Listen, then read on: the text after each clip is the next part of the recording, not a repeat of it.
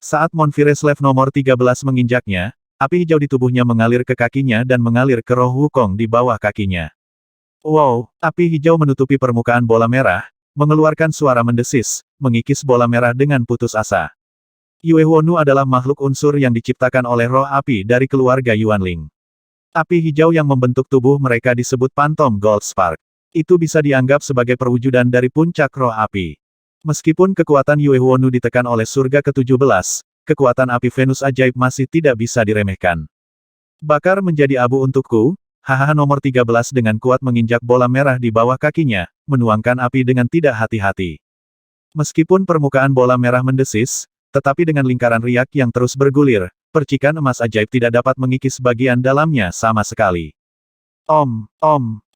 Pada saat ini, semua orang yang hadir mendengar 3 suara mendengung dari dalam bola merah.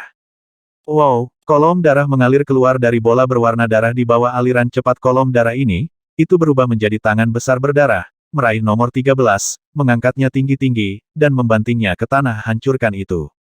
Boom.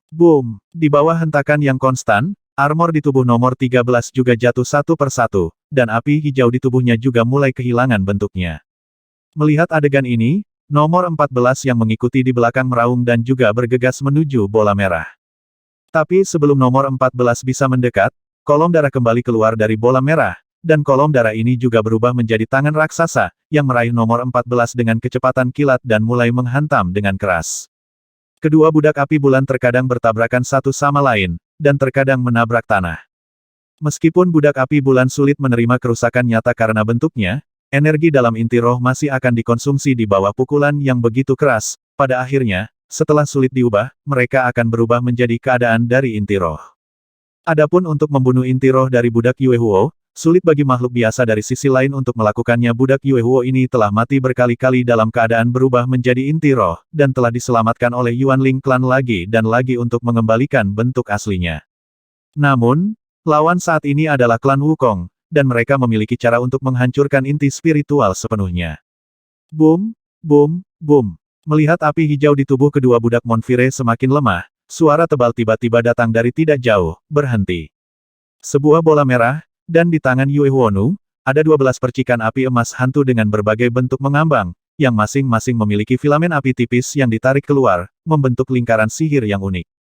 Lingkaran sihir ini adalah formasi ledakan api emas ajaib, salah satu metode Yue Huonu yang paling kuat.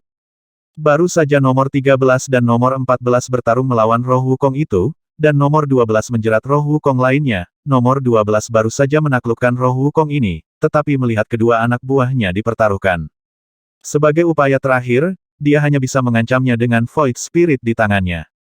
Setelah api emas hantu nomor 12 meledak, bahkan bola merah tidak dapat melindungi makhluk di dalamnya. Lepaskan dia dari lingkaran sihir, dan aku akan berhenti. Suara menawan datang dari bola, dan wanita manusia yang telah menyelamatkan Luo Zeng sebelumnya yang menghancurkan dua budak Monfire. 12 percikan emas hantu di telapak nomor 12 melayang ke tubuhnya, dan dengan lemparan ringan, bola merah di tangannya terlempar ke tanah. Kedua tangan berdarah yang dilepaskan oleh bola merah di sini dengan cepat menyusut kembali menjadi bola merah setelah melepaskan dua budak api bulan. Kerangka di bola merah muncul dari dalam. Kerangka ini dipukul keras oleh Luo Zeng tanpa kerusakan apapun, tetapi karena dia telah memegang budak api bulan yang dibentuk oleh percikan emas hantu, bekas luka tertinggal di kerangka, kekuatan percikan Venus ajaib dapat dilihat. Sayangnya, Luo Zeng melihat adegan ini dengan ekspresi kecewa di wajahnya. Jika kedua belah pihak ini dapat melawan kedua belah pihak, itu adalah adegan yang paling ingin dilihat Luo Zeng. Perhentian seperti itu adalah hasil yang dapat diterima oleh keduanya, tetapi ini adalah berita buruk bagi Luo Zeng dan Feng Ge.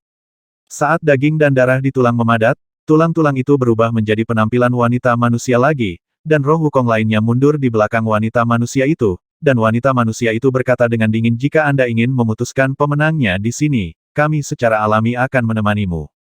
Tanda tanya, klan Wukong telah melawan klan Yuanling selama bertahun-tahun, dan dalam banyak kasus, klan Yuanling berada di atas angin, bahkan dalam posisi yang sangat menindas melawan klan Wukong. Tapi klan Wukong tidak pernah gentar, dan sampai batas tertentu, klan Yuanling tidak ada hubungannya dengan klan Wukong. Pada tanggal 12, Yue Huonu menatap wanita manusia itu dengan dingin, dan segera berkata, aku sedang tidak mood untuk memutuskan hasilnya di sini. Tujuan kami adalah untuk menangkap anak itu dan kembali, dan itu tidak ada hubungannya denganmu. Baru kemudian saya tahu bahwa Luo Zeng memiliki kunci ke sisi lain. Nomor 12 berpikir bahwa keluarga Wukong tidak mengetahuinya, dan hanya turun setelah melihat dirinya datang. Ia ingin mengalihkan perhatiannya secara alami jika dua roh Wukong bisa, yang terbaik adalah mundur. Menangkap anak itu benar-benar tidak ada hubungannya dengan kita. Wanita manusia di atas bola merah itu tersenyum tipis, tapi mereka memiliki kunci untuk membuka kuil di tangan mereka, jadi itu ada hubungannya dengan kita. Mendengar ini, no, kuil dulu. Katakan lebih banyak. Untuk membuka kuil ini, ketiga kekuatan telah menghabiskan banyak usaha. Setelah akhirnya menunggu kunci dari sisi lain muncul di dunia, bagaimana mereka bisa melepaskan kesempatan ini? Benar, tangan yang menangkap anak itu. Lanjut nomor 14. Baru saja, nomor 13 dan nomor 14 dihancurkan dengan parah oleh wanita manusia, mengisi kembali banyak debu bintang, dan kemudian pulih secara bertahap, dan api hijau yang membakar tubuh mereka menjadi jauh lebih intens. Tangan itu secara alami milik kita, kata suara lain dari roh kosong. Hei, siapapun yang mendapatkannya, siapapun yang mendapatkannya. Nomor 14 adalah yang paling dekat dengan sisi Luo Zeng, dan menganggap Luo Zeng dan keduanya sebagai ikan di talenan. Ketika suara itu jatuh, tiba-tiba dia langsung melangkah ke Luo Zeng. Weng! Ketika Luo Zeng mendengar Wukong dan Yuanling mendiskusikan kepemilikan lengannya, niat membunuh muncul jauh di dalam matanya. Sama sekali tidak ada peluang dia menang melawan dua klan besar sendirian. Namun, kedua klan besar ini awalnya adalah musuh hidup dan mati. Jika mereka ingin bertahan di celah antara dua klan besar, hanya ada satu cara untuk pergi, yaitu membuktikan kekuatan mereka sendiri. Melihat budak api bulan ke-14 datang langsung kepadanya, kekuatan dewa kemarahan di tubuh Luo Zeng tiba-tiba meledak. Untuk melewati area pertama, Yue Huonu pernah memadatkan tubuhnya. Pada saat mereka mencapai area kedua, mereka telah pulih hingga setinggi puluhan kaki.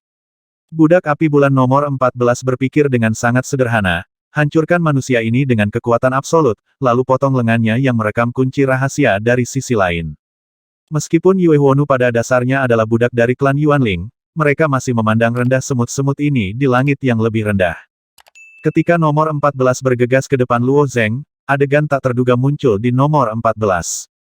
Tubuh Luo Zeng tiba-tiba mulai membengkak, dan satu jari tiba-tiba meraih bahunya, dan tangan lainnya membanting ke arah dadanya. Tangannya, nomor 14 hampir lupa untuk bertahan saat ini, tetapi menatap tangan Luo Zeng dengan mata yang luar biasa. Baju besi budak Yue Huo adalah gaya terputus di bahu, Luo Zeng mengulurkan tangan dan jatuh ke bahu, dikelilingi oleh percikan emas hantu di tubuhnya. Tidak peduli apa itu, selama itu menyentuh percikan emas hantu di tubuhnya, itu akan terbakar habis. Tapi lengan Luo Zeng aman dan sehat. Sementara nomor 14 masih dalam keadaan linglung, tinju Luo Zeng yang lain telah dikirim ke dada nomor 14. Boom! Armor di belakang nomor 14 langsung diterbangkan, dan di bawah pengaruh kekuatan tinju Luo Zeng, percikan emas hantu hijau berubah menjadi tiang api dan dimuntahkan dari belakang, dan apa dimuntahkan bersama dengan tiang api adalah inti roh itu.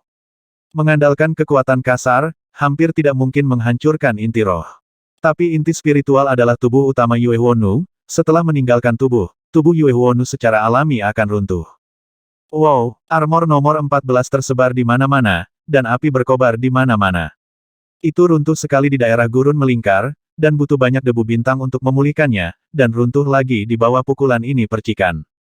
Emas hantu mengalir di tanah, memaksa Feng Ge untuk terus mundur.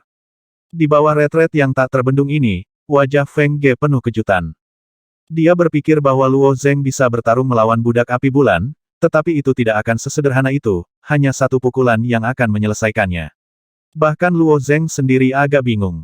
Hal terpenting dalam tubuh Yue Huonu adalah inti spiritual. Namun, inti roh umumnya dibungkus dengan api bintang emas ajaib. Dalam pertempuran, hanya sedikit lawan yang berani menembus api bintang emas ajaib untuk mengambil inti roh, yang berarti lawan akan terbakar seluruhnya oleh api bintang emas ajaib. Jika dihadapkan dengan beberapa keberadaan yang sulit, Yue Huonu akan membiarkan inti roh berkeliaran di dalam tubuh terus-menerus, sebagai tempat kematiannya sendiri, dan tentu saja dia tidak akan membiarkannya tinggal di satu tempat. Namun, budak Yue Huo pada tanggal 14 memiliki temperamen yang sembrono. Dia tidak pernah berpikir bahwa Luo Zeng akan menjadi begitu besar, apalagi dia sama sekali tidak takut pada Huan Jin Xing Huo. Swoosh! Dadada! Setelah terbang dalam jarak tertentu, inti roh itu jatuh ke Gobi dan berguling di depan nomor 12. Kunci ke sisi lain ada di sini, saya tidak tahu siapa lagi yang ingin mengambil tangan saya. Setelah Luo Zeng bereaksi, dia juga berkata dengan suara dingin. Budak Api Bulan dan klan Wukong masih menjaga keseimbangan, Luo Zeng harus memberitahu mereka bahwa tidak mudah untuk menang sendiri, dan jika ada kerugian, mereka akan ditelan oleh lawan satu sama lain. Nomor 12 membungkuk dan mengambil inti roh di tangannya, menatap mata Luo Zeng menjadi rumit. Wanita manusia dalam bola merah juga mengerutkan kening, membunuh budak api bulan dengan satu pukulan. Kekuatan anak manusia ini benar-benar melebihi ekspektasinya. Jika dia ingin menyerangnya sesuka hati, akan ada dua budak Monfire yang mengawasinya. Setelah meluruskan taruhannya, sebuah senyuman muncul di wajah wanita ras manusia. Ini benar-benar sebuah kesalahan, saudara manusia ini sangat kuat, siapa yang berani mengambil tanganmu? Saya pikir semua orang harus pergi bersama, mari kita lewati situasi berbahaya ini dan membuka kuil bersama. Pada tanggal 12, budak api bulan tetap diam, ia juga ingin memahami situasi saat ini, dan ketika ketiga pihak bertempur sampai mati, akan selalu ada satu sisi. Itu akan menguntungkan nelayan. Itu harus menjadi pilihan terbaik untuk membuka kuil bersama. Hah? Luo Zeng menanggapi wanita ras manusia dengan mendengus dingin. Ketika dia datang untuk membuka kuil ini, dia awalnya berharap untuk masuk bersama Feng Ge. Tak disangka, kuil tersebut sudah menjadi incaran klan Wukong dan Yuanling, dan karena itu bisa lebih menjelaskan pentingnya kuil ini. Tapi memikirkan membiarkan Yue Wonu dan Wukong Spirit masuk, Luo Zeng merasa tidak nyaman untuk sementara waktu. Wanita manusia itu memiliki ekspresi sabar di wajahnya. Kekuatan yang ditunjukkan oleh Luo Zeng memang memenuhi syarat untuk menjadi tiang ketiga di sini, tetapi dia masih tidak memiliki hak untuk memilih, dan tidak ada cara lain selain menyetujui lamarannya sendiri. Jika kamu tidak menjawab, kamu akan setuju. Lalu, kita akan menjadi sekutu yang bertarung bersama jika kita mengubah permusuhan menjadi persahabatan, kata wanita manusia itu sambil mundur ke dalam bola merah. Kedua roh kosong itu melayang menuju pusat Gobi. Setelah nomor 12 mengumpulkan inti spiritual nomor 14, dia melirik Luo Zeng, dan berjalan dengan nomor 13. Luo Zeng tahu bahwa sulit untuk melarikan diri sekarang, dan dia tidak punya niat untuk melarikan diri. Selain itu, dia benar-benar ingin membuka kuil. Jika dia mengandalkan Wukong Spirit dan Moonfire Slave untuk membuka jalan, akan jauh lebih mudah untuk melarikan diri, melewati Gobi ini. Setelah bola merah mencapai pusat Gobi, ia berhenti, dan wanita manusia dari dalam bola merah itu keluar lagi. Dia mengulurkan tangannya dan perlahan-lahan merentangkan ke depan, ketika ujung jarinya mencapai titik tertentu, ruang di depannya berfluktuasi, dan jejak kaki tak terlihat segera turun.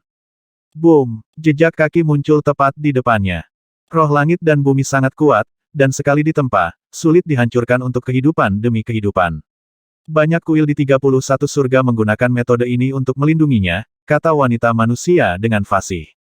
Kata-katanya sepertinya diucapkan kepada Luo Zeng. Namun, roh langit dan bumi bukan tanpa cacat.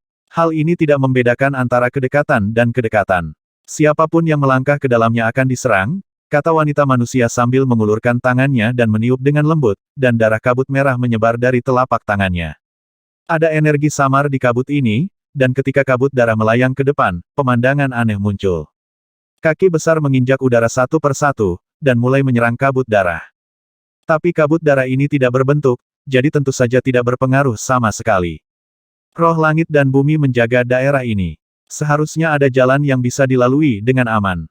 Jalan ini bisa menghindari serangan semua roh langit dan bumi. Secara alami, tidak mungkin melihat dengan jelas dengan mata terbuka, tapi menggunakan kabut penginduksi darah ini untuk menarik serangan jiwa ki surga dan bumi, Anda dapat dengan mudah membedakannya. Lanjutnya. Boom! Saat jejak kaki yang tak terhitung jumlahnya menginjak kabut darah juga menguraikan jejak kaki itu. Dan di antara jejak kaki yang tampak berantakan ini, jalan yang berkelok-kelok tergambar. Tidak ada jejak kaki yang menginjak jalan ini. Jelas, ini adalah jalan yang dikatakan wanita manusia itu. Luo Zeng menatap jalan di bawah jejak kaki yang tak terhitung jumlahnya, dan hatinya sangat mengagumkan. Jika bukan karena kabut merah yang menyebabkan jejak kaki ini keluar, mustahil untuk menemukan jalan ini. Wanita manusia itu mengatakan sesuatu kepada bola merah lainnya, dan bola merah itu langsung menuju ke jalan. Kemudian wanita manusia itu menoleh dan berkata kepada Luo Zeng dengan senyum di wajahnya, tolong. Jalan ini berliku, dan sangat tidak nyaman untuk masuk dan keluar. Dia takut Luo Zeng akan berbalik dan lari setelah dia masuk, menatap Yue Huonu membawa Luo Zeng pergi tiba-tiba bukanlah sesuatu yang ingin dia lihat. Luo Zeng dan Feng Ge saling memandang dan melangkah ke dalamnya.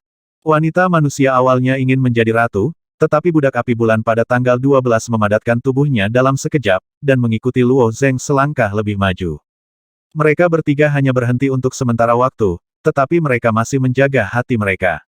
Wanita manusia itu tidak menghentikannya, dia bertanggung jawab di belakang ketika budak Yue Huo masuk pada tanggal 13. Boom, boom, boom. Di kedua sisi jalan, kabut merah yang menghilang menyebabkan jejak kaki yang tak terlihat menginjak-injak dengan gila-gilaan. Gobi datar sudah diinjak-injak, dan hanya jalan yang mereka lalui yang normal. Jalan berliku ini tidak terlalu panjang, di bawah pimpinan bola merah di depan, hanya butuh setengah batang dupa untuk bisa lewat dengan selamat. Ketika wanita manusia di belakang Aula juga melintasi jalan ini, dia keluar dari bola merah lagi, meletakkan telapak tangannya di dekat bibirnya dan menghisapnya dengan ringan. Huhuhu, semua kabut merah berkumpul menuju mulut wanita manusia itu. Setelah kabut merah menghilang, roh langit dan bumi juga berhenti menyerang, dan Gobi yang semula rusak dan berantakan kembali ke keadaan semula. Kamu bisa membuka kuil, wanita manusia itu berbalik dan berkata dengan ringan kepada Luo Zeng. Luo Zeng mengangguk dan berjalan menuju kuil. Ukuran kuil ini tidak kecil, setidaknya sangat besar di kuil yang dilihat Luo Zeng. Setelah melewati patung di depan kuil, gerbang kuil akhirnya muncul di depan Luo Zeng, dan pupil matanya sedikit menyusut di bawah tatapan seperti itu. Pintu gerbang candi dibakar, seolah-olah telah dilepaskan dan dibakar. Selain bekas terbakar, terdapat beberapa goresan dan penyok pada dinding di kedua sisinya. Bisa dibayangkan bahwa orang-orang itu telah menghabiskan banyak pemikiran untuk memasuki candi ini sebelumnya. Apakah kuil ini begitu kuat? Tidak bisa dibuka, Luo Zeng bertanya. Dalam kesan Luo Zeng, tidak sulit untuk menghancurkan kuil, bahkan jika itu adalah kuil mitian surga ke-13, itu dapat dibuka dengan kekerasan jika Luo Zeng memiliki cukup waktu, dan di surga ke-17, itu dapat menjatuhkan kekuatan langit yang lebih tinggi oleh. Cara orang-orang kuat ini bisa digambarkan sebagai berbagai trik, tetapi mereka tidak dapat menembus kuil ini. Budak Monfire mengabaikan Luo Zeng, dan senyum tipis muncul di wajah wanita manusia itu. Tentu saja itu tidak bisa dibuka, kalau tidak mengapa saya menunggu Anda datang. Dalam proses mencoba menghancurkan kuil, banyak meninggal orang-orang, saya mendengar bahwa Raja Roh yang turun mati di sini, kan? Tanda tanya. Raja Roh dianggap sebagai tokoh yang sangat penting di klan Yuanling, dan Raja Roh ini turun untuk mengawasi pertempuran. Dengan Yang Murni melangkah ke sini orang, tujuannya adalah untuk merebut candi. Akibatnya, Yang Murni jatuh, dan bahkan Raja Roh pun ikut terlibat. Kematian Raja Roh dirahasiakan di dalam klan Yuanling, dan wanita manusia mengetahui berita itu melalui saluran khusus, dan dia berbicara seperti ini untuk membuktikannya. Kematian Raja Ling merupakan kerugian besar bagi keluarga Yuanling. Yue Huonu hanya menatapnya dengan tajam, dan berkata dengan dingin berhentilah berbicara omong kosong, buka kuil. Wanita manusia itu tidak peduli dengan sikap Yue Huonu, dan terus berkata kepada Luo Zeng kuil ini dibangun itu adalah memang sangat kuat, tapi itu hanya satu alasan, lagi pula, tidak peduli seberapa kuat benda mati, selalu ada cara untuk menghancurkannya, tetapi jika kamu menghancurkan kuil dengan paksa, itu akan menyebabkan bencana. Wajah wanita manusia itu teringat, dan ekspresi muncul di wajahnya, ada sedikit ketakutan. Dia juga ada di sini ketika klan Wukong memaksa masuk ke kuil. Untungnya, statusnya di klan Wukong tidak tinggi pada saat itu, dan kekuatannya tidak dianggap sebagai level atas. Dia berada di tepi terluar, dan orang-orang di lingkaran dalam klan Wukong semuanya musnah. Luo Zeng mengangguk, kuil bisa berdiri di sini selama bertahun-tahun, pasti ada alasannya. Ketika dia berjalan ke pintu, dia melihat sebuah batu persegi menonjol dari tengah gerbang, dan jalan bergaris terukir di atas batu persegi. Garis-garis ini sesuai dengan garis-garis di telapak tangan Luo Zeng. Baik Monfire Slave dan Wukong Spirit sedang menatap Luo Zeng. Kuil yang belum rusak selama bertahun-tahun ini akhirnya akan dibuka. Mereka juga sedikit gugup, terutama wanita manusia, dengan kilau aneh di matanya. Feng Ge, ikuti dari dekat, bisik Luo Zeng tiba-tiba. Feng Ge mengatupkan bibirnya, dan mendekati Luo Zeng dengan tenang. Tidak ada yang tahu apa yang ada di dalam kuil, tetapi nilai guna Luo Zeng terbatas pada pembukaan gerbang kuil. Setelah membuka kuil, keseimbangan jangka pendek dari ketiga pihak kemungkinan besar akan rusak. Pada saat ini, kita harus waspada. Luo Zeng mengulurkan tangannya dan dengan lembut menekan batu persegi. Garis-garis pada batu persegi melengkapi garis-garis di telapak tangan Luo Zeng. Sinar cahaya biru muncul dari garis-garis di Ashlar, dan sinar cahaya ini membentang di sepanjang Ashlar, dan terus berjalan di sepanjang celah di tengah Ashlar, dari bawah ke atas, menyebar ke seluruh pintu. Saat lengan Luo Zeng sedikit dikerahkan, pintu mengeluarkan suara tumpul. Rumbel gemuruh. Ketika pintu terbuka ke dalam, Monfire Slave dan Wukong Spirit mundur beberapa langkah. Tidak ada alasan lain, kuil ini penuh dengan niat membunuh, meskipun Luo Zeng menggunakan kunci pantai lain untuk membuka gerbang kuil, tetapi mereka masih sangat waspada. Sebaliknya, Luo Zeng tidak memiliki rasa takut, dan tidak memperhatikan dengan baik situasi di kuil, dan membawa Feng Ge untuk melangkah ke dalamnya. Aula utama di kuil itu awalnya gelap, ketika Luo Zeng menginjak tanah, beberapa titik cahaya kemasan muncul di atas aula utama, seperti beberapa kunang-kunang terbang di udara. Saat bintik-bintik cahaya ini berkibar, satu demi satu lampu lilin menyala, menerangi aula dengan sangat terang. Di sekitar aula utama, deretan patung lain didirikan. Ada sebanyak 30 atau 40 patung. Sebagian besar patung ini mirip manusia, dan beberapa di antaranya memiliki bentuk yang aneh. Segera, mata Luo Zeng terpaku pada yang keenam tempat di sebelah kiri di patung itu, murid-murid tiba-tiba menyusut. Patung tersebut bertubuh manusia dan berekor ular, yang merupakan milik marga Nuwa. Klan Nuwa dan ras manusia seharusnya memiliki hubungan darah, sehingga tidak mengherankan jika ditemukan patung-patung klan Nuwa di kuil-kuil ras manusia. Tapi patung ini persis sama dengan permaisuri Nuwa di Gunung Li. Tepat ketika Luo Zeng bingung, ekspresi terkejut di wajahnya semakin berubah ketika dia melihat patung di samping permaisuri Nuwa. Patung itu memiliki 3 kepala dan 6 lengan, dan itu adalah patung Ciyu. Meskipun Luo Zeng hanya melihat Ciyu sendiri, dia telah melihat patung Ciyu berkali-kali. Patung Ciyu ini tidak berbeda dengan yang pernah dilihat Luo Zeng sebelumnya. Ada patung Nuwa dan Ciyou, tapi apakah ada patung Fuxi dan Dong Huang? Ketika dia memikirkan rencana ini, Feng Ge dengan lembut menarik Luo Zeng, menatap lurus ke salah satu patung. Patung itu setengah berlutut di tempat, dan pedang panjang menembus tanah. Itu adalah Kaisar Timur patung saya sendiri. Mengapa patung ayah Kaisar ada di sini? Feng Ge bertanya dengan lembut. Luo Zeng menyipitkan matanya dan melirik patung-patung ini, masuk akal bahwa patung-patung ini juga termasuk Lai San, Kaisar Hong, dan yang lainnya, tetapi Luo Zeng belum pernah melihatnya, jadi saya tidak tahu apakah mereka ada di antara mereka. Patung di sini mungkin bukan Kaisar Timur itu sendiri, kata Luo Zeng. Bukankah Kaisar Ayah? Jejak kebingungan muncul di mata Feng Ge. Ya, Luo Zeng mengangguk. Menilai dari benih rahasia pengikat darah 6 pola yang bersedia diberikan Nuwa kepadanya, dia tidak tahu bahwa kunci pantai lain terkandung dalam benih itu, dan dia mungkin juga tidak akan mengetahui keberadaan kuil ini. Kuil ini telah berdiri di sini untuk waktu yang lama, saya khawatir telah melewati ribuan zaman yang kacau. Apakah itu Kaisar Timur, Ciyu, atau bahkan Nuwa, Fuxi, tidak mungkin untuk mendirikannya sendiri, patung di dalam candi ini. Bukan ayahnya, mengapa terlihat persis sama dengan ayahnya, bukankah tidak mungkin? Di mana kuil ini? Feng Ge ragu-ragu. Feng Ge tidak tahu asal mula kekacauan ini, jadi tentu saja dia tidak bisa mengetahuinya. Dan Luo Zeng memiliki banyak pemahaman tentang sisi lain dan era kacau melalui 9527 dan semangat safir, dan dia telah melihat asal-usul umat manusia melalui Nuwa.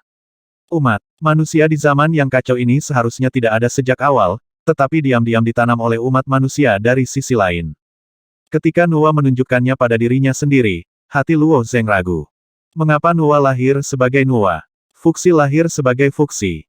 Jadi Kaisar Xuanyuan Huangdi, Lis Han Senong, Dong Huang, Ciyou, Del, juga dilahirkan untuk mereka. Saat melihat patung-patung ini di aula utama, kebingungan di hati Luo Zeng langsung menjadi jelas. Entah itu Nuwa atau Fuxi, saya khawatir mereka sudah ada di peradaban manusia pada tanggal 77. Mereka adalah pembangkit tenaga listrik teratas di era itu. Saat menyebarkan benih manusia di babak baru kekacauan, mereka secara alami akan mengutamakan penyebaran penggantinya sendiri. Pengganti itu mewarisi garis keturunan kuat mereka sejak lahir, jadi Nuwa mendirikan lisan, Xuanyuan Huangdi menciptakan keluarga Yuxiong, Dong Huang Tai menggunakan pedang untuk memenangkan semua klan di dunia, dan mereka menjadi istana Taitian bersama. Dong Huang ini mungkin adalah Dong Huang yang asli, dan Feng Ge, ayahmu harus menjadi penggantinya untuk menyebar, lanjut Luo Zeng menjelaskan, dia yakin akan penilaiannya. Bagaimana mungkin? Saat Feng Ge masih bingung, budak api bulan dan roh Wukong menyerbu masuk. Aku tidak percaya kuil ini telah dibuka seperti ini. Wanita manusia dalam roh Wukong melihat sekeliling, nadanya penuh keheranan. Dong dong dong. Budak Yuehuo nomor 12 melangkah masuk, dan langsung pergi ke tengah aula tanpa penjelasan apapun. Menurutmu gerakanmu cepat. Wanita manusia itu tersenyum, dan dengan tendangan voli, darah di bola merah menggumpal dengan cepat, dan darah menggumpal menjadi rantai dan menyapu ke arah nomor 12. Ledakan. Rantai itu baru saja meluncur sejauh 1 atau 2 kaki, dan budak api bulan ke-13 menginjak rantai itu. Rantai itu tampaknya memiliki kebijaksanaan, dan dengan cepat melilit tubuh budak api bulan ke-13. Pada tanggal 13, budak api bulan menunjukkan rasa sakit di wajahnya, tetapi setelah memblokir rantai, pada tanggal 12, dia langsung bergegas ke tengah aula. Terdapat arca tersendiri di tengah aula utama, yang persis sama dengan arca di luar candi. Patung batu ini memandang ke bawah ke platform batu persegi di depannya dengan wajah tenang, dan di atas platform batu itu ada buku biru diam-diam terbang di atas. Ketika Luo Zeng dan Feng Ge memasuki kuil, mata mereka tertarik oleh patung Dong Huang, Fuxi, dan Nuo, tetapi mereka mengabaikan keberadaan slip buku ini, dan tanggal 12 bergegas dengan begitu agresif, tujuannya justru untuk buku ini Jen. Hahaha, nomor 12 tertawa aneh. Nyatanya, nomor 12 tidak menyadari nilai candi ini, ia hanyalah budak dari klan Yuanling. Namun, klan Yuanling sangat mementingkan kuil ini, jika membawa kembali barang-barang berharga ini, statusnya mungkin akan sangat meningkat. Itu bisa berubah dari nomor 12 menjadi nomor 1. Tepat ketika Yue Huonu mengulurkan tangannya ke arah tablet, patung yang sedang membaca dengan kepala menunduk tiba-tiba mengangkat kepalanya. Patung itu melirik Yue Huonu, dan ekspresi kebingungan muncul di wajah pahatan batu. Orang yang membuka kuil seharusnya hanya umat manusia, mengapa kamu masuk ke sini? Bukan urusanmu. Tangan besar nomor 2 yang terulur langsung menamparkan patung itu, dengan tamparan ini, patung batu biasa secara alami dapat dihancurkan. Namun, nomor 12 tidak mau mengerti bahwa patung orang ini juga berdiri di luar kuil. Jika patungnya begitu mudah dihancurkan, rasa jijik dari Wukong, Yuanling dan yang lainnya pasti sudah menghancurkannya berkeping-keping, tetapi patung di luar kuil masih kuat dan tidak rusak sedikit pun. Ketika boom, suara ledakan tiba-tiba datang dari aula. Tubuh kekar nomor 12 yang seperti gunung benar-benar kaku, membeku di tempat. Dari bahu kanan nomor 12, inti spiritual diluncurkan, dan inti spiritual ini benar-benar hancur menjadi bubuk saat bergulir ke bawah. Wow, inti roh telah hancur, mewakili kematian total Yue Huonu. Tubuhnya yang menyala-nyala menghilang seketika. Armor di tubuhnya tersebar di semua tempat. Inti spiritual, apakah inti spiritual hancur? Wajah Yue Huonu yang berbentuk api pada tanggal 13 berputar terus-menerus, mengekspresikan kepanikan. Monfire Slave sangat sulit dibunuh. Cara biasa tidak bisa menghancurkan inti roh sama sekali. Misalnya, nomor 14 telah mati 2 kali, tetapi selama masih ada Stardust, ia dapat segera dihidupkan kembali. Tapi patung itu menghancurkan inti roh hanya dengan 1 jari, dan membunuh 12. Patung itu tidak berhenti setelah membunuh 2 jari tak terlihat menembus. Pada tanggal 13, Yue Huonu berbalik dan ingin melarikan diri, tetapi ketika jarinya menembus, inti spiritual dalam tubuhnya hancur di bawah guncangan tubuhnya, dan api bintang hantu yang membentuk tubuhnya padam dan yang lainnya jari tak terlihat.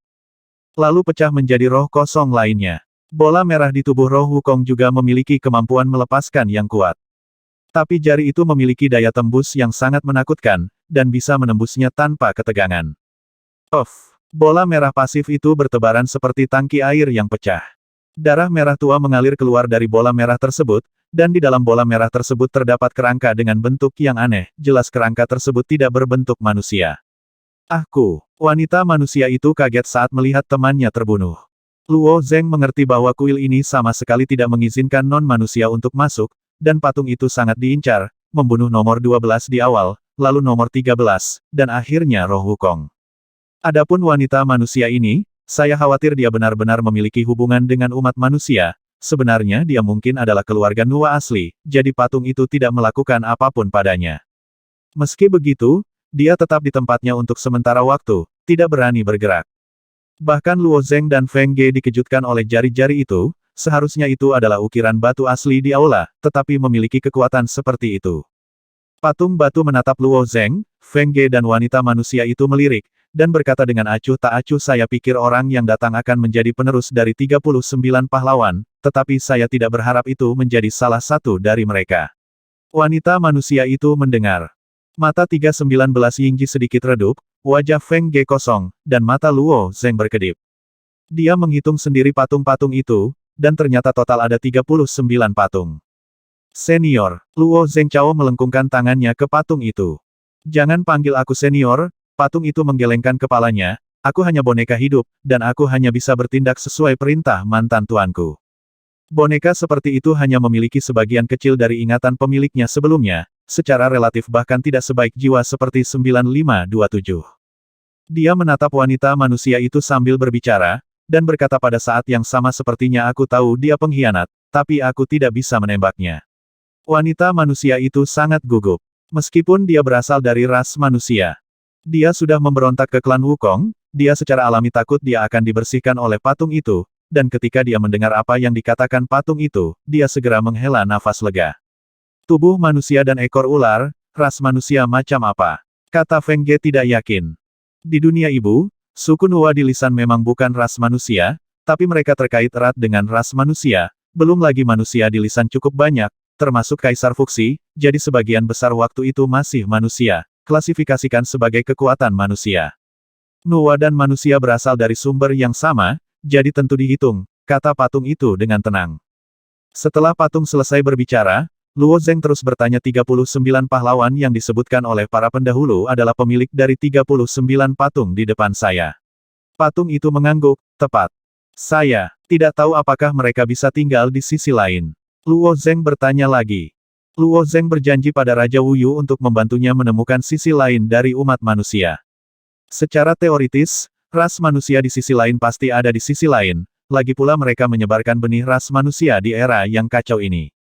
Tentu saja dia masih hidup, patung itu memandang wanita manusia itu dengan percaya diri, kamu klan Wukong sudah lama mencarinya, kan?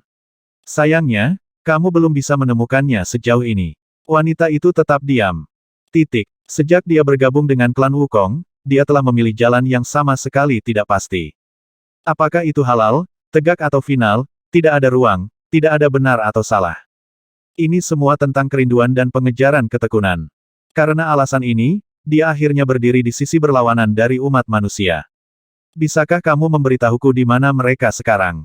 Luo Zeng bertanya lagi. Pada saat ini, wanita manusia itu berkata, tentu saja mereka berada di surga ke-33, di mana lagi mereka bisa berdiri. Bagaimana roh dari 5 elemen itu membuat hidup lebih mudah bagi umat manusia? Pantai lain adalah klan Yuanling, mereka berada di sisi berlawanan dari umat manusia, dan bahkan banyak peradaban, tetapi sebagian besar peradaban bersembunyi di sisi lain, dan setelah naik ke surga ke-33, mereka memilih untuk mentolerir atau tunduk. Peradaban roh asli sangat kuat, bagaimana bisa begitu kuat? Ada peradaban kuat lainnya di langit atas, kata Luo Zeng dengan cemberut. Sekalipun peradaban Yuanling adalah peradaban terkuat di pantai seberang, mungkin ada ribuan peradaban dominan di pantai lain, besar dan kecil, bahkan jika beberapa peradaban menghilang dan beberapa peradaban tersembunyi seperti peradaban Safir, itu tidak akan terlalu banyak biarkan peradaban Yuanling memonopoli pihak lain. Menurut informasi yang diberikan oleh Jade Spirit, masing-masing dari 10 peradaban teratas itu luar biasa. Ada senyum di wajah wanita manusia itu, seolah-olah mengejek ketidaktahuan Luo Zeng, kamu mengatakan itu sudah lama sekali, dan itu benar ratusan tahun yang lalu, tetapi sekarang hanya ada sedikit orang yang bisa melawannya, dan keluarga Wukong kami akan itu salah satunya, Anda dapat mempertimbangkan untuk bergabung dengan kami.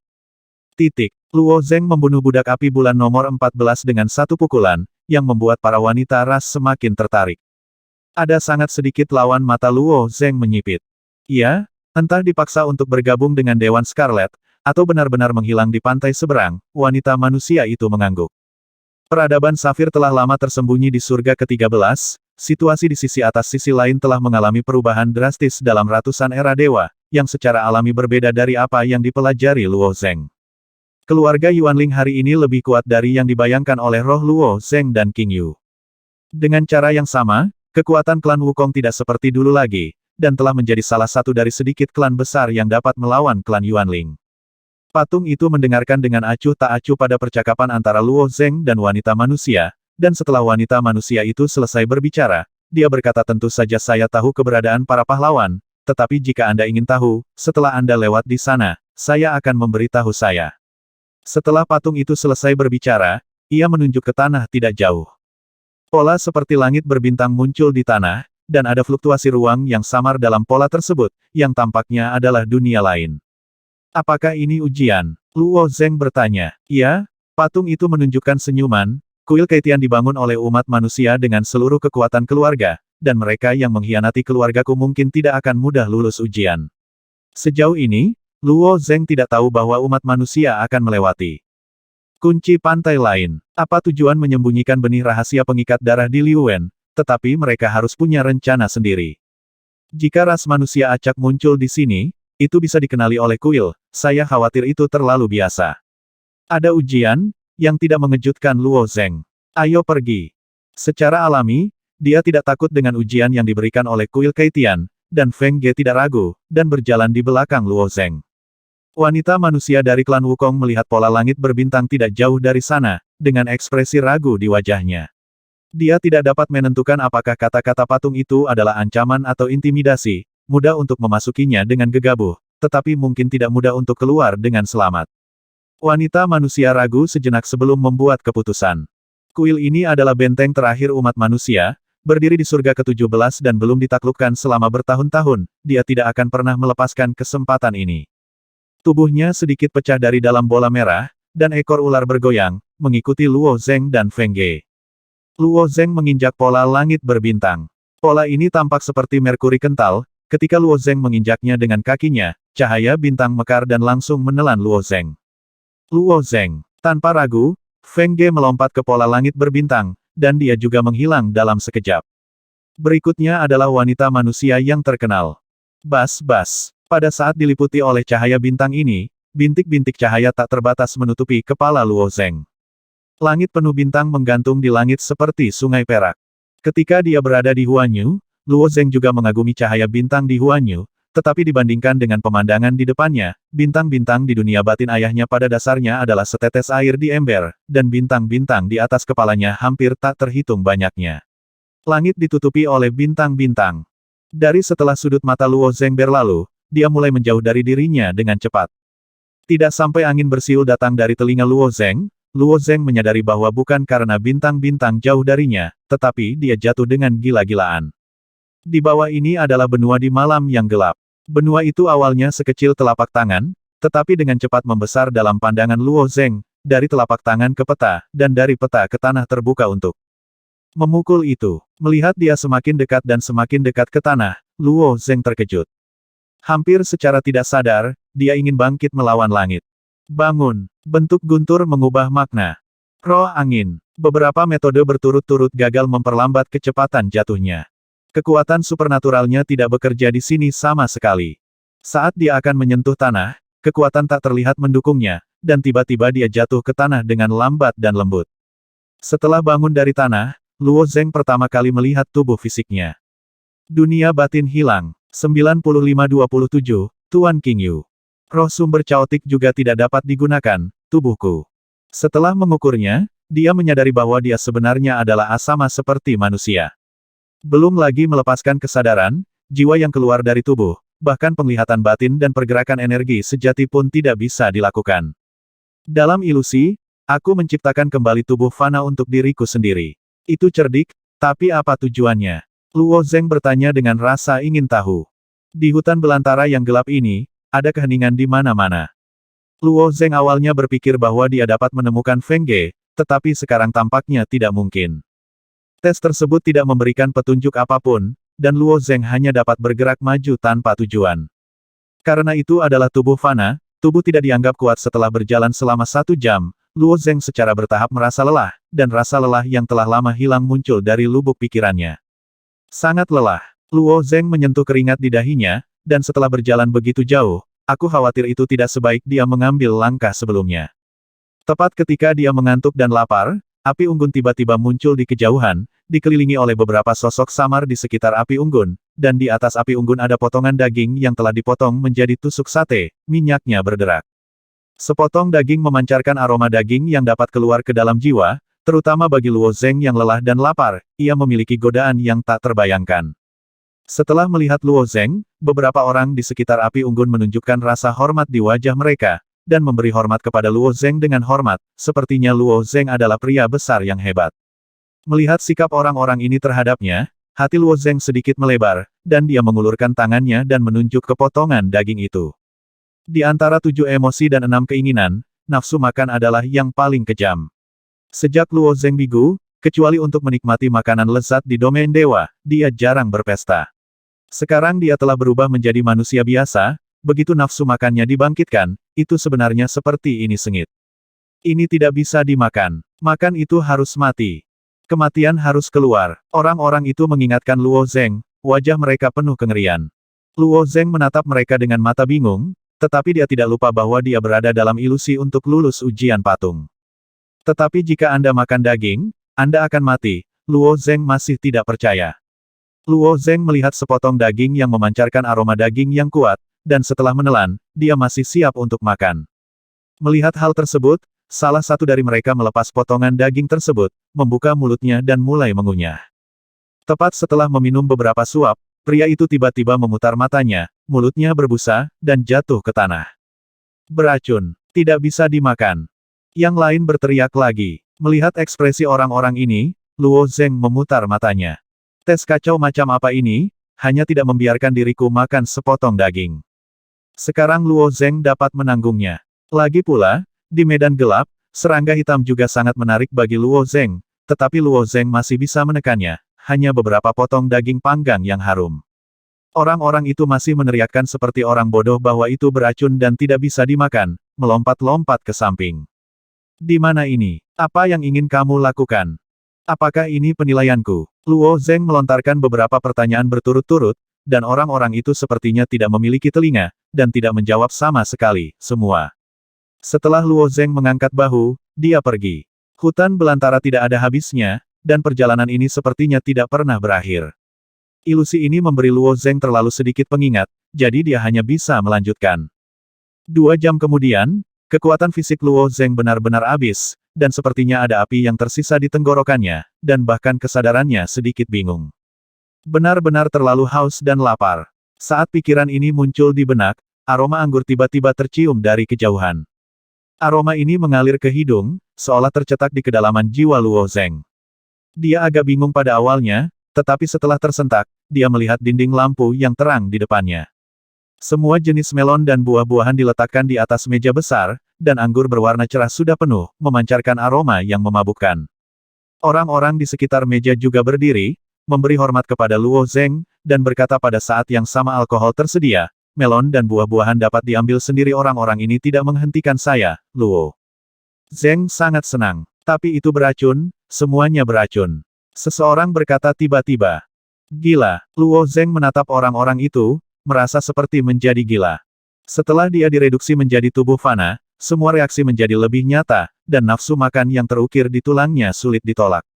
Dia hampir secara naluriah ingin memuaskan nafsu makannya, meskipun kehendak Luo Zeng sangat kuat, itu sama sekali tidak efektif pada saat ini.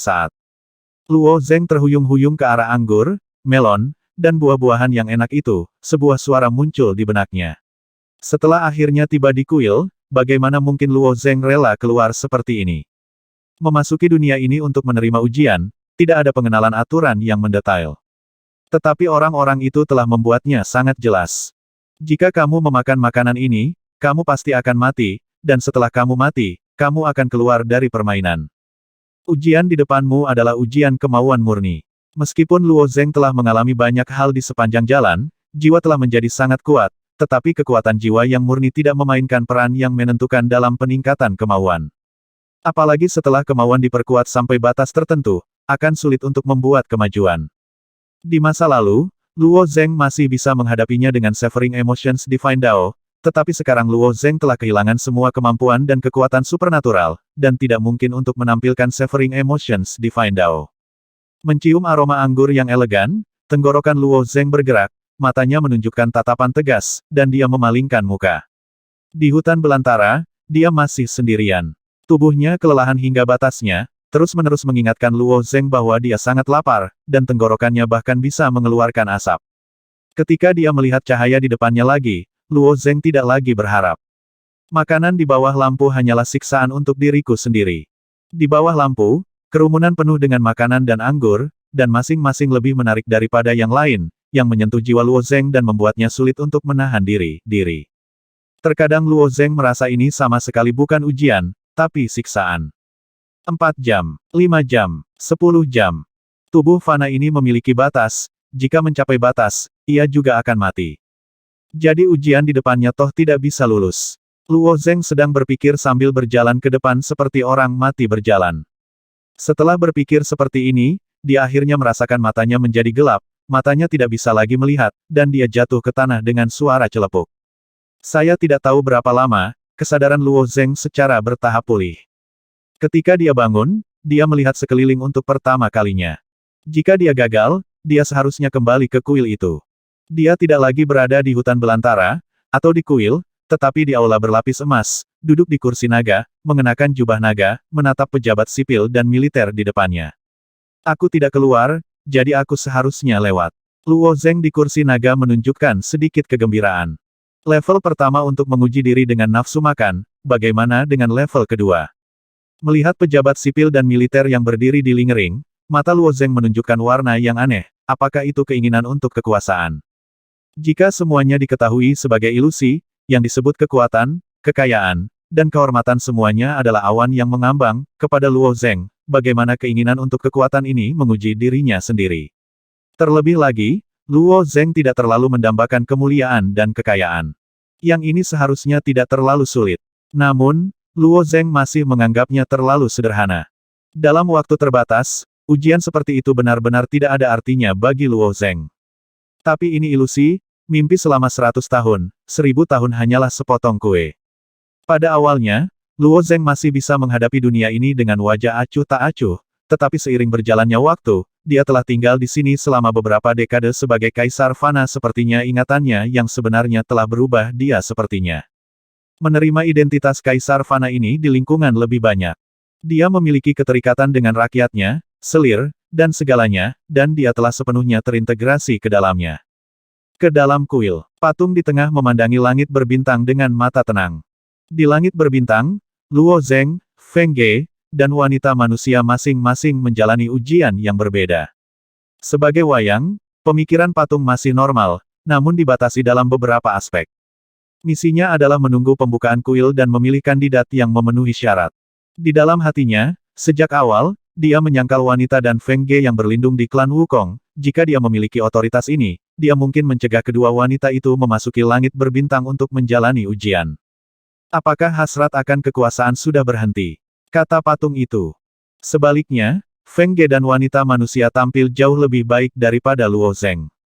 Gadis dari keluarga Wukong telah menembus 3 penghalang dari 6 keinginan. Yang membuat patung itu semakin aneh adalah bahwa Feng Ge telah menembus 4 penghalang berturut-turut. Tampaknya dia tidak memiliki 6 keinginan dan tidak dapat jatuh ke dalamnya sama sekali, semua. Ngomong-ngomong, semakin kamu mengalami penghalang 6 keinginan, semakin kamu memikirkannya. Semakin rumit, semakin mudah terjebak di dalamnya, desah patung itu. Terlepas dari wanita dari klan Wukong, meskipun pengalaman masa lalu Feng Ge menyedihkan, itu jauh dari rumit sebelum bertemu Luo Zeng, sebagian besar hidupnya dapat digambarkan sebagai membosankan. Godaan yang disajikan memiliki perlawanan yang cukup kuat. Dalam ilusi di langit berbintang, Luo Zeng telah memerintah selama 100 tahun. Dia tampaknya benar-benar lupa siapa dia dulu, dan hanya tahu bahwa dia adalah kaisar yang berkuasa atas dunia. Selalu ada pujian di telingaku, tapi satu kata adalah hukum dunia. 200 tahun, 300 tahun, 500 tahun.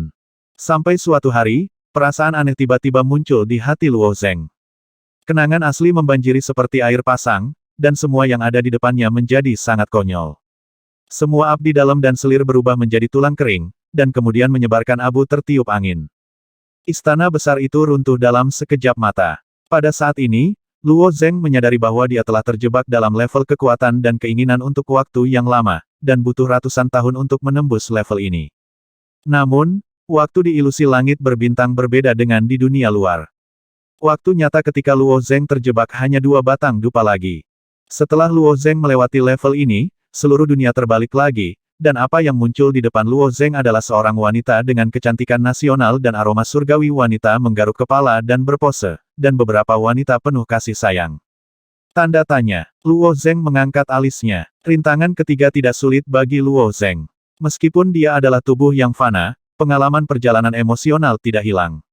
Meskipun semua wanita ini adalah kecantikan terbaik, mereka tidak dapat menggoyahkan hati Luo Zeng. Terlepas dari suara dekadensi dan pengaruh aroma Qi Luo, Luo Zeng masih menahan diri, dan lintasan ketiga tidak lambat lintasan keempat lintasan kelima. Lintasan keenam. Awalnya, Luo Zeng seharusnya yang paling terbelakang dari ketiganya, tapi Feng Ge dan wanita dari klan Wukong terjebak di level yang sama, tapi Luo Zeng memimpin. 6 desire pas telah berlalu, bahkan jika itu melewati penilaian. Jika ilusi langit berbintang ini seperti ini, tidak sulit, Luo Zeng hanya menghabiskan lebih banyak waktu pada lintasan kedua.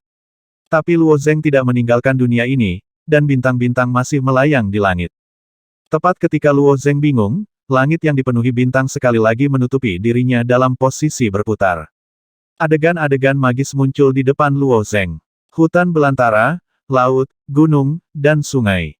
Dengan pandangannya yang terus-menerus dibelokkan, dia benar-benar melihat seluruh dunia dari perspektif yang sangat makro. Ini adalah dunia besar yang hampir sama dengan dunia ibu, tetapi sama sekali berbeda dari dunia ibu.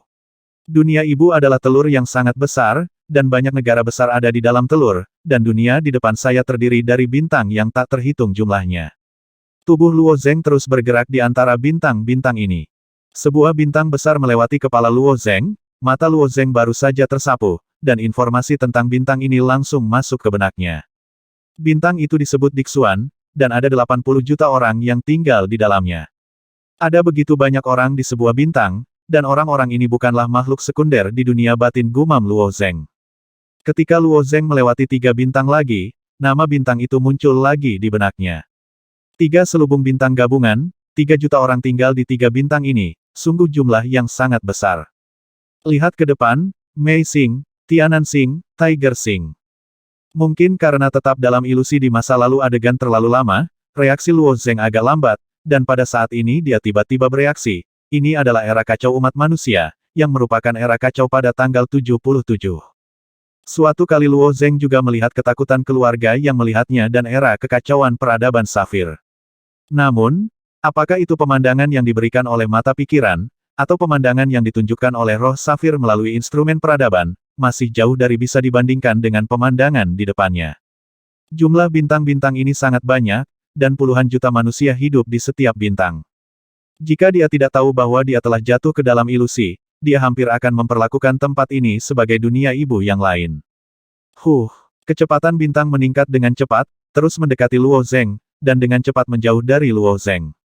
Bintang-bintang itu besar dan kecil, yang kecil berdiameter ribuan mil, dan yang besar ratusan ribu mil, atau bahkan jutaan mil, puluhan juta mil.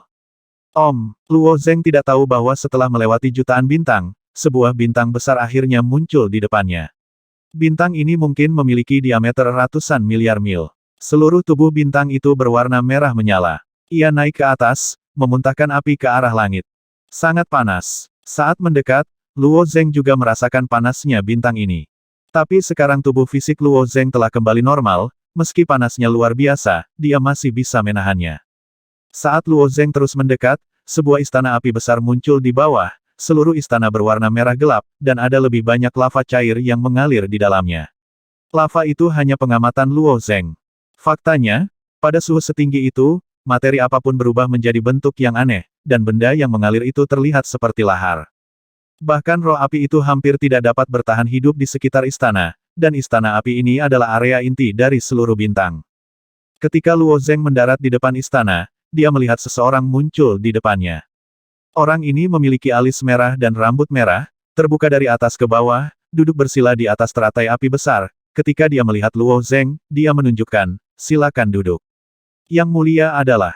Luo Zeng bertanya. Luo Zeng ingat melihat orang ini di patung di kuil, dan dia juga salah satu patung itu.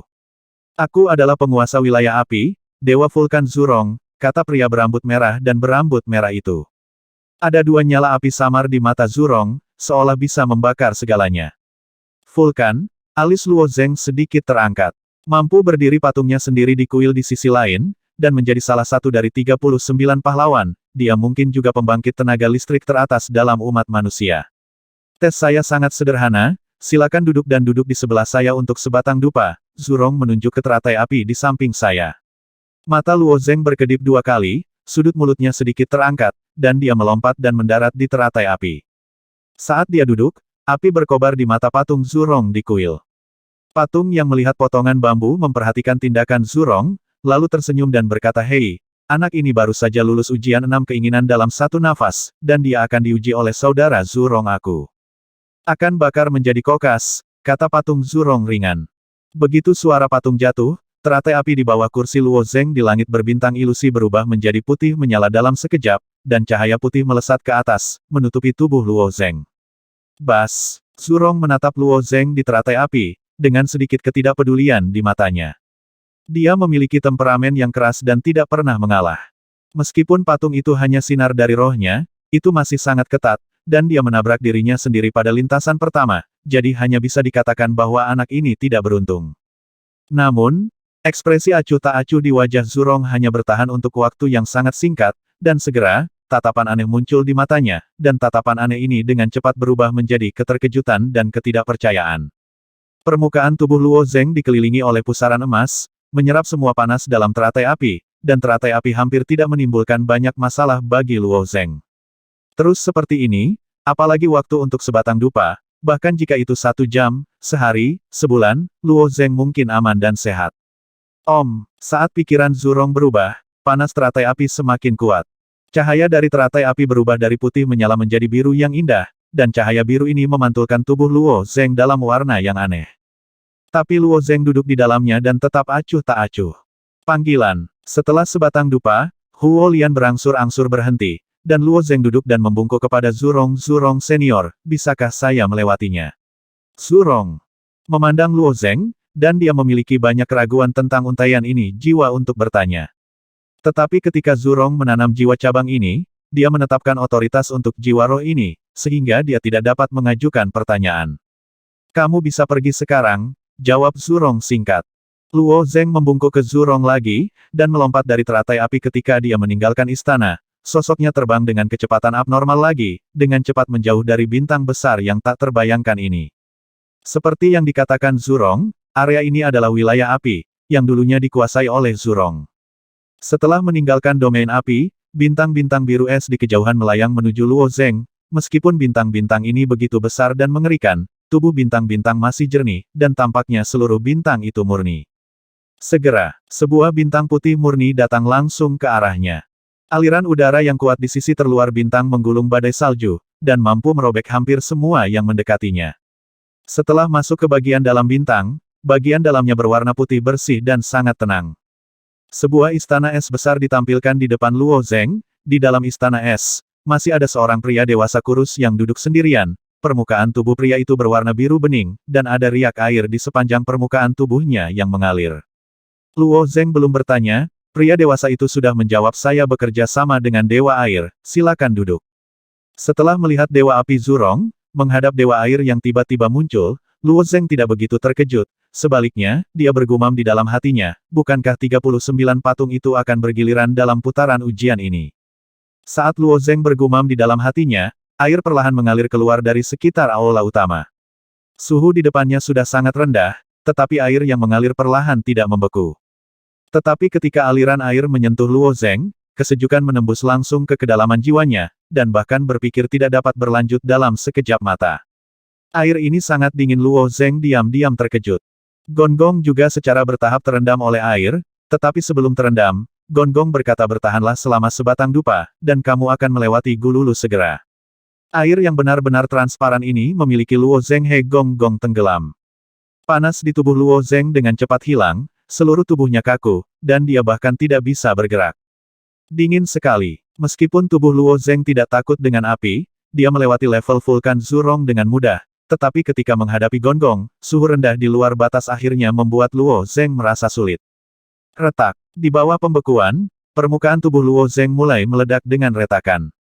Apa yang membuat Luo Zeng semakin tertekan adalah tubuhnya terbelah, tetapi dia tidak merasakan sedikit pun. Karena suhunya terlalu rendah, kamu bahkan tidak bisa menggunakan kekuatanmu. Pikiran Luo Zeng berputar dengan cepat. Ketika tubuh fisik mulai retak, bahkan roh Chaotic Source gagal diaktifkan, suhu rendah ini adalah yang pertama kali dialami Luo Zeng. Kekuatan ilahi itu sendiri adalah sejenis energi, dan aktivitas energi secara alami akan menghasilkan panas. Dalam keputusasaan, Luo Zeng mulai dengan gila-gilaan mengekstraksi kekuatan Senjun.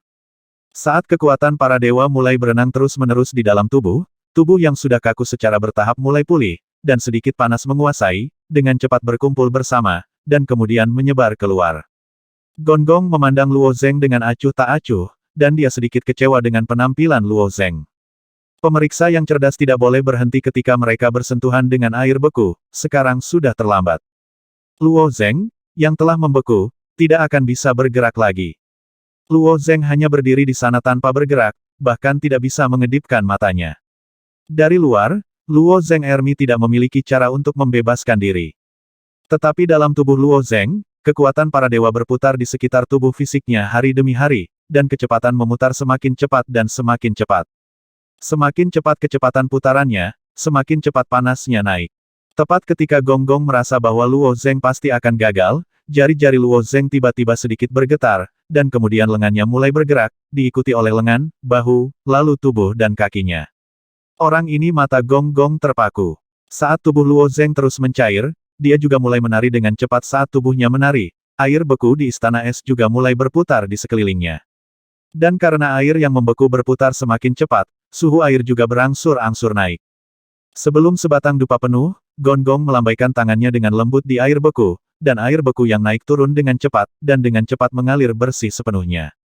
Di punggung Luo Zeng ada transpirasi kabut, seperti asap tebal, itu adalah air beku yang tertinggal di tubuh Luo Zeng, dibentuk oleh transpirasi suhu tubuh Luo Zeng. Bisakah generasi muda mengucapkan selamat tinggal? Luo Zeng Chao membungkuk kepada rekan kerjanya. Gong melambai pada Luo Zeng, menandakan bahwa Luo Zeng bisa pergi.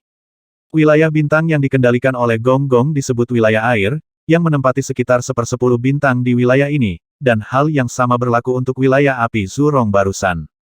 Area air ini, area api, harus mirip dengan kekuatan super di dunia induk, dan kekuatan serta status Gong dan Zurong harus sama dengan Dong Huang Taiyi dan Nua, tetapi mereka telah memasuki sisi lain selama bertahun-tahun yang tak terhitung jumlahnya. Saya tidak tahu seberapa kuat sekarang. Luo Zeng berpikir sambil terbang di antara bintang-bintang. Melihat situasi ini, saya khawatir tebakan saya benar, dan saya benar-benar ingin menerima ujian dari 39 pahlawan. Tapi 39 orang ini adalah eksistensi terkuat umat manusia, dan merupakan suatu kehormatan untuk bertemu dengan mereka. Tetapi memikirkan hal ini, Luo Zeng menyadari masalah lain.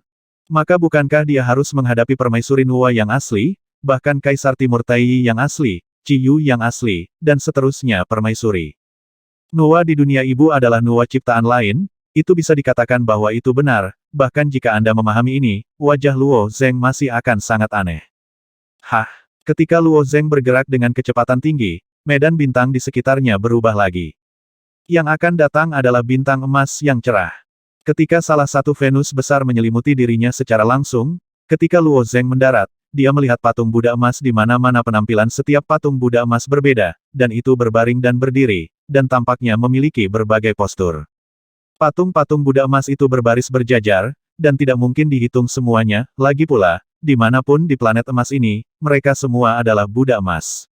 Ini adalah wilayah Buddha kata Luo Zeng dengan mata tertuju. Di dunia ayah saya, ada bagian dari agama Buddha yang telah diwariskan, tetapi telah menghilang di alam para dewa, dan bahkan lebih tidak terlihat lagi di dunia ibu. Ini tidak sulit untuk dipahami. Peradaban dalam kekacauan pada tanggal 77 seharusnya tidak muncul di babak peradaban ini. Apakah itu Nua atau Dong Huang, mereka hanyalah benih yang telah disebarkan. Mungkin pengaruh agama Buddha juga telah menyebar, tetapi tidak pernah berkembang. Bahkan vulkan Zurong yang baru saja dihubungi Luo Zeng, ketika Luo Zeng melihat-lihat karya klasik di dunia induk, dia juga memeriksanya. Itu adalah ras manusia yang telah berperang melawan langit yang retak, tetapi keluarga ini belum diteruskan, sekarang lebih menghilang di dunia ibu. Boom! Bel yang merdu dan panjang terdengar di depan Luo Zeng. Saat lingkaran cahaya keemasan mekar di depan Luo Zeng, seorang Buddha besar muncul di depan Luo Zeng. Sang Buddha seorang diri mengubah Faiyin, dan hanya menatap Luo Zeng dengan mata yang ramah. Tepat ketika Luo Zeng ingin bertanya, Buddha tiba-tiba menutup matanya. Saat matanya tertutup, Luo Zeng merasa dadanya menjadi sangat berat, dan matanya juga tertutup, tidak terlihat, tidak terdengar, dan bahkan tidak terpikirkan. Tapi Luo Zeng, yang 6 inderanya tertutup, tidak jatuh ke dalam kegelapan. Di lubuk hatinya yang paling dalam, cahaya kemasan sekali lagi mekar, dan Luo Zeng, yang sadar akan Luo Zeng, menghadap Buddha lagi, dan Buddha masih menghadapi Luo Zeng dengan segel Dharma. Luo Zeng di hati ini sekali lagi ditutup oleh Buddha, dan jatuh ke jantung hati lagi. Tapi hati Luo Zeng baru saja mekar dengan cahaya keemasan, menghadap Buddha lagi, dan jatuh ke lapisan ketiga aliran jantung lagi. Lapisan penutupan seperti itu, Luo Zeng tidak tahu lapisan mana yang telah dia capai. Dia hanya merasa bahwa perubahan waktu sangat lambat, dan setiap kali dia pergi dari kegelapan ke terang, dia selalu bisa melihat wajah Buddha yang tidak bahagia. Penutupan akhirnya berhenti ketika kegelapan dan terang tidak lagi bergantian. Apakah ini ujian keadaan pikiran? Luo Zeng menatap Buddha dan bertanya. Sang Buddha mengangguk, tepat. Perlu sebatang dupa untuk membuka segelnya. Luo Zeng bertanya lagi. Pendonor itu bebas, jawab Sang Buddha. Itu bagus. Setelah Luo Zeng menarik napas dalam-dalam, pikirannya mulai mengalir dengan cepat. Dunia saat ini bahkan bukan ilusi, ini adalah keadaan di mana Buddha akan menjebak Luo Zeng di dalam hatinya. Karena itu adalah hati Luo Zeng sendiri, Luo Zeng secara alami sengaja melakukan apapun yang dia inginkan. Memikirkan pedang, hancurkan. Dengan fluktuasi pikiran Luo Zeng, pedang panjang tiba-tiba tumbuh di seluruh dunia. Kakak-kakak, di seluruh langit, Sang Buddha tertusuk pedang panjang, dan dunia runtuh. Lapisan dunia ini seperti tirai besar, setelah dirobek oleh Luo Zeng, segera mundur, dan Luo Zeng disambut oleh dunia baru. Cara ilmu pedang yang mengutamakan kondisi mental adalah warisan dan medan pedang bintang, kata Buddha dengan tenang. Star Sword Realm. Luo Zeng mengangkat alisnya, memikirkan istana Taitian Dong Huang Tai. Luo Zeng bertanya Tuan Star Sword Realm, apakah Dong Huang Tai? Tepat, kata Buddha, tapi mengandalkan metode. Ini sendirian, aku khawatir akan sulit untuk menghancurkan penjara hatiku. Keadaan pikiranmu lebih dari tajam, dan kamu tidak cukup kuat. Luo Zeng tersenyum sedikit. Benarkah? Tapi itu tidak sulit untuk saya untuk menghancurkan dunia ini. Boom! Pedang panjang yang tak terhitung jumlahnya menonjol dari segala arah dunia ini, dan sekali lagi menghancurkan seluruh dunia, dan dunia baru muncul di depan Luo Zeng lagi. Boom! Boom! Boom! Dengan pengeboman terus-menerus Luo Zeng, dunia di sekitar hati Luo Zeng telah hancur menjadi 13 lapisan. Jika kita melanjutkan efisiensi ini, kita dapat memecahkan ujian Buddha dalam waktu kurang dari sebatang dupa. Tetapi ketika mencapai lantai 14, pikiran Luo Zeng berubah menjadi pedang panjang lagi, tetapi kali ini pedang panjang yang muncul sangat kecil, dan dunia di depan Luo Zeng hanya menunjukkan beberapa retakan, dan itu tidak sepenuhnya rusak. Memikirkan pedang, patah. Alis Luo Zeng bengkok. Ada senyum damai di wajah Buddha, kamu lelah. Keadaan pikiran Luo Zeng selalu sangat tajam, tetapi terlalu tajam, dan konsumsi energi mental sangat besar, dan sulit untuk bertahan selamanya. Luo Zeng memang merasa lelah, dan menunjukkan sedikit ketidakberdayaan di wajahnya. Jika Anda berbicara tentang kekuatan mental, tidak ada standar, dan saya khawatir Anda tidak dapat berolahraga. Keadaan pikiran awalnya misterius dan misterius, itu semua tergantung pada pemahaman pribadi. Sang Buddha tersenyum ringan dan berkata, hanya saja dermawan tidak tahu jalan yang benar. Jika Anda tidak mempercayai saya memiliki kekuatan Buddhis yang hebat untuk diwariskan kepada dermawan. Mata berkedip. Tidak peduli apa, 39 pahlawan ini adalah eksistensi terkuat di era Hunyuan saat itu. Meskipun saya tidak tahu nama asli Buddha ini, tetapi dia adalah kekuatan besar di alam Buddha, dan kekuatan gaib yang dia berikan tidak boleh diremehkan. Tapi bukankah ini ujian? Mengapa kamu mengajarkan kekuatan supernatural? Luo Zeng menanyakan kebingungan batinnya lagi. Sang Buddha tersenyum ringan dan berkata, apakah menguji Anda atau tidak tergantung sepenuhnya pada apakah Anda mau atau tidak. Saya memiliki hubungan yang baik dengan dermawan, jadi saya tidak perlu mengujinya. Meskipun Sang Buddha memiliki penjelasan seperti itu, Luo Zeng masih sedikit bingung, proses pengujian ini sama sekali berbeda dari yang dia bayangkan. Tepat ketika Luo Zeng bertanya-tanya, Buddha tiba-tiba berbicara. Serangkaian kata-kata aneh masuk ke telinga Luo Zeng, tentu saja, Luo Zeng awalnya terjebak di dalam hatinya, tetapi sebenarnya tidak ada suara, dan Luo Zeng tidak mendengarkan dengan telinganya. Kata-kata ini, ketika kata-kata itu diteruskan, Luo Zeng merasakan tekanan yang kuat di hatinya. Tidak ada artinya untuk mencantumkan setiap kata secara terpisah, tetapi dapat menghasilkan efek seperti itu jika digabungkan. Situasi ini sangat mirip dengan bahasa Sanskerta. Ketika Sang Buddha selesai melantunkan, tekanan di hati Luo Zeng telah mencapai puncaknya, dan kemudian tiba-tiba rileks. Luo Zeng merasakan perasaan hangat di hatinya, dan seluruh orang tampak sangat rileks, dan kelelahan barusan tersapu dan kosong. Pedang berpikir. Boom! Pedang berpikir. Boom! Lapisan dunia sekali lagi dihancurkan oleh Luo Zeng. Ketika dia lelah, dia akan menjalankan metode pikiran yang diberikan oleh Buddha. Tidak lama kemudian, Luo Zeng akhirnya mendobrak dunia tertutup. Berhasil melewati penilaian Buddha, dan juga mempelajari kekuatan supernatural metode pikiran, Luo Zeng secara alami bahagia. Dia bertanya, saya tidak tahu mengapa metode hati ini disebut, apakah ini memiliki efek magis seperti itu. Metode Raja Hati. Jika Anda menggunakannya dengan arah yang berlawanan, itu akan menjadi penjara hati saya, yang dapat menjebak orang dan penjara hati, jawab Sang Buddha. Terima kasih, tapi aku masih ingin menanyakan nama Buddha, Luo Zeng bertanya lagi. Sang Buddha dengan tenang mendorong ke arah Luo Zeng, dan seluruh wilayah Buddha mulai pergi. Saat alam Buddha akan pergi, saya mendengar suara Buddha datang, nama saya, Tathagata. Buddha Tathagata. Luo Zeng mengingat nama itu dan terbang menuju kehampaan. Tampaknya di era kacau No. 77, alam Buddha mungkin merupakan kekuatan yang sangat kuat. Luo Zeng berpikir bahwa karena peradaban nomor 77 didominasi oleh manusia, itu seharusnya jauh lebih baik daripada putaran saat ini era kacau. Faktanya, putaran era kekacauan itu jauh lebih rumit daripada yang dipikirkan Luo Zeng. Segera, domain besar baru lainnya datang ke Luo Zeng. Ketika Luo Zeng mendarat di salah satu bintang, dia melihat seorang pria dengan penampilan cantik. Fitur wajah pria ini lebih lembut daripada wanita, dan dia memiliki temperamen khusus. Senior adalah Luo Zeng bertanya secara rutin. Aku Dijun, jawab pria tampan itu. Dijun murid Luo Zeng terbuka lebar. Pria tampan itu melambaikan tangannya ke Luo Zeng, dan segera berkata, ayo pergi, saya tidak punya ujian di sini, kamu akan lulus. Tidak ada ujian. Luo Zeng tidak terlalu terkejut setelah mengalaminya dengan Tathagata Buddha, tampaknya ujian ini untuk para pahlawan umat manusia ini untuk dikonfirmasi. Namun, Luo Zeng tidak segera mundur, dia tidak peduli apakah Dijun adalah manusia atau gagak emas, dia hanya menatap Dijun dan bertanya, Dijun senior, bolehkah saya bertanya apakah tujuan Anda sama di awal? Tujuan apa? Tanda tanya, tanya Dijun. Hancurkan nasib kekacauan ini dan selesaikan jalan terakhir, kata Luo Zeng. Dijun menunjukkan senyum menggoda dan mengangguk, tentu saja mereka konsisten.